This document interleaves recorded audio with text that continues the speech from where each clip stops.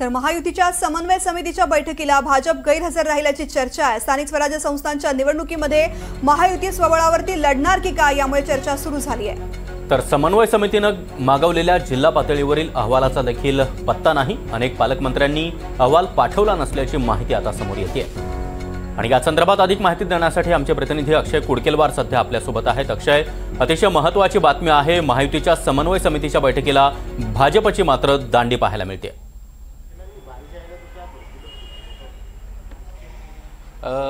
आपण जर बघितलं सागर तर आज महायुतीच्या नेत्यांची जी समन्वय समिती आहे 6 नेते महायुतीचे यामध्ये असतात। मात्र आज आपण बघतोय की 2 नेत्यांवरच ही महायुतीची बैठक पार पाडण्याची नामुष्की आली।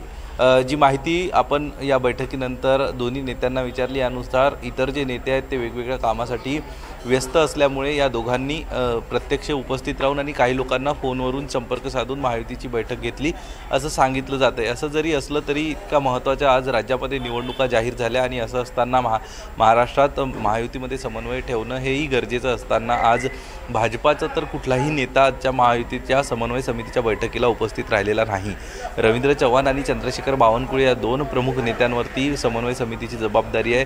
राष्ट्रवादीच्या माध्यमातून सुनील तटकरे एकटेच या बैठकीला हजर राहिले होते आणि यानंतर उदय सामंत देखील त्यांना आज बोरिवली येथील एका पक्षाच्या विभागीय मेळाव्यासाठी जायचं होतं, त्यामुळे ते देखील अनुपस्थित राहिले होते।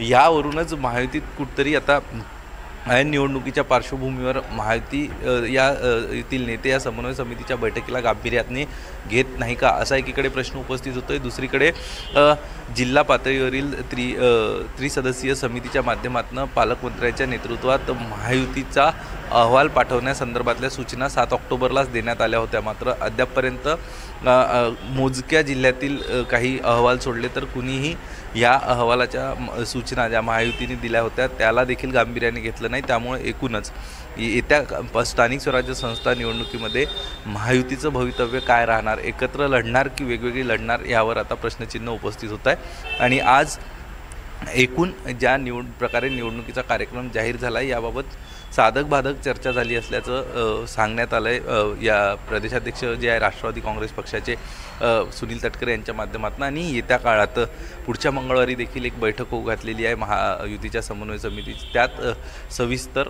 निवडणुकीसंदर्भातला नियोजन केलं जाईल असं सांगितलं जाते। मात्र आज जर आपण बघितलं तर केवळ 2 नेत्यांनीच महायुतीची बैठक समन्वय समितीची बैठक पार पडली।